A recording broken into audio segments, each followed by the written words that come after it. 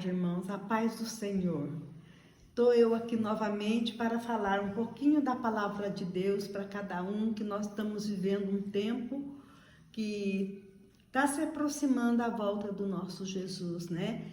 Então nós não podemos deixar de falar do amor dele para com o seu povo, a compaixão, falar dele um pouquinho só, que já nos agrada. E hoje eu estou com essa palavra no meu coração. Espero que vocês aceitem, que vocês gostem dessa palavra, porque foi o Senhor que colocou, né? Então vamos lá. Está lá em Mateus 25, a parábola das 10 virgens. É uma palavra que eu acho que muita gente conhece, muitas irmãs e irmãos conhecem, né? Então, o reino de Deus, o reino dos céus, será semelhante às 10 virgens que, tomando as suas lâmpadas, saíram ao encontro do noivo. O noivo aqui é o nosso Jesus. 5 eram insensatas e 5 prudentes. As insensatas, ao tomarem as suas lâmpadas, não levaram o azeite consigo, mas as prudentes levaram o azeite em suas vasilhas com suas lâmpadas. Demorando o noivo, todas elas acabaram cochilando e dormindo, mas à meia-noite ouviu-se o grito: aí vem o noivo, saí ao seu encontro. Então, todas aquelas virgens se levantaram e prepararam as suas lâmpadas. As insensatas disseram às prudentes: dai-nos do vosso azeite, as nossas lâmpadas se apagam. Mas as prudentes responderam: não seja o caso que nos falte a nós e a vós, ide antes ao que vende e comprai. E tendo elas ido comprá-lo, chegou o noivo. As virgens que estavam preparadas entraram com ele para as bodas e fechou-se a porta.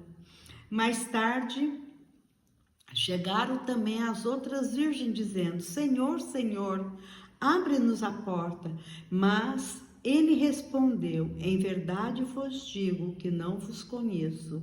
Portanto, vigiai, porque não sabeis o dia nem a hora em que o Filho do Homem há de vir. Irmãos, é de grande importância essa passagem para nós nos prepararmos para os tempos que estão chegando, né? Aí sendo anunciado a volta de Jesus. Nós sabemos que ele está voltando, né? Nós não sabemos o dia nem a hora, mas está próximo, porque ele está chegando. Ele está vindo para buscar o teu povo. Olha os acontecimentos, né?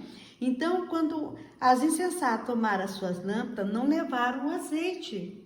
O azeite aqui, irmã, simboliza a oração. Elas não oravam, não foi preparada, não estava preparada, porque não estava orando. As prudentes estavam com a lamparina acesa e o azeite transbordando. Por quê? Porque elas estavam em oração, em constante oração, né? E demorando o noivo, todas elas acabaram cochilando e dormindo.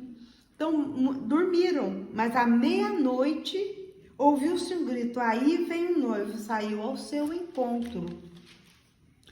Então, todas aquelas virgens se levantaram e prepararam as suas lâmpadas. As lâmpadas, elas estavam preparadas, porque elas estavam com a oração, orando e buscando a presença do Senhor. E as insensatas disseram às prudentes: dai-nos do vosso azeite, as nossas lâmpadas se apaguem.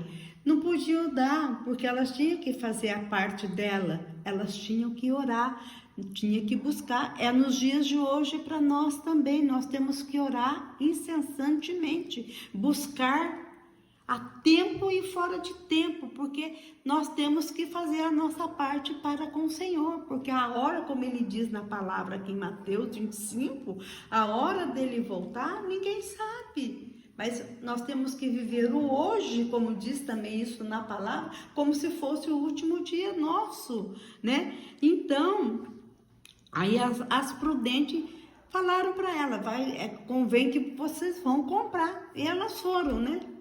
Aí chegou, fechou-se a porta, não deu tempo.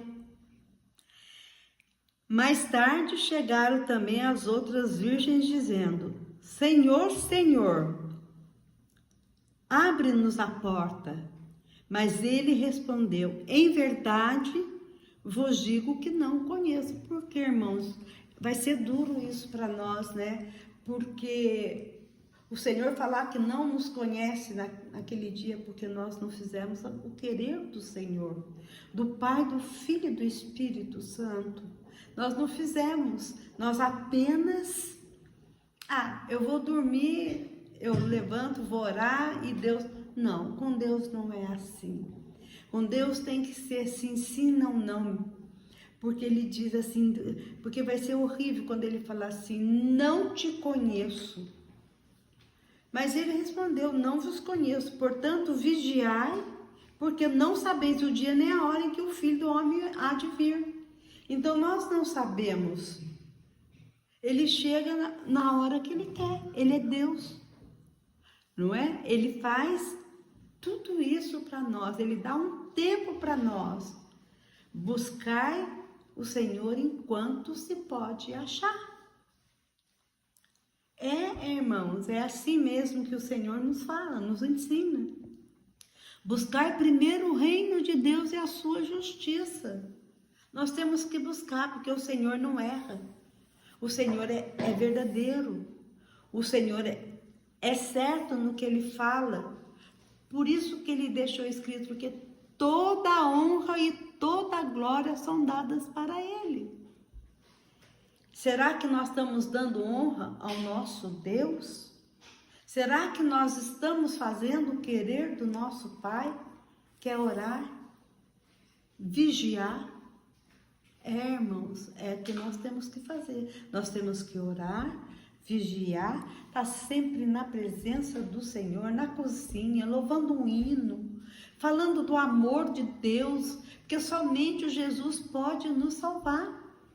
E Ele está voltando, irmãos. Vamos estar preparados. Se você for lá, for olhar um pouquinho mais para trás da Bíblia, lá em 2 Crônicas 7:14, você pode ver que ele fala, se o meu povo se humilhar e orar, eu quem? Jesus, sararei a tua terra. Então Jesus faz quando a gente busca Ele de todo o nosso coração, com toda a vontade. O Pai, o Filho do Espírito Santo, nós não podemos abandonar. Ele não nos abandona.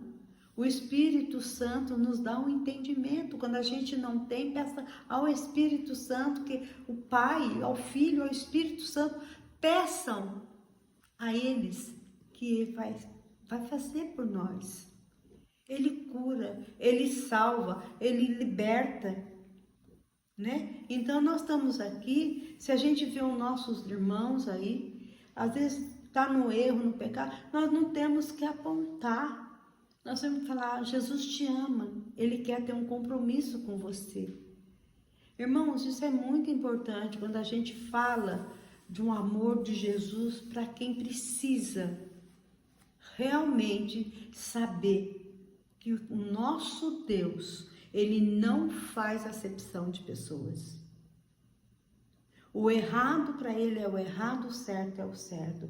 Mas quando a gente aceita Jesus, nós seres humanos, erramos.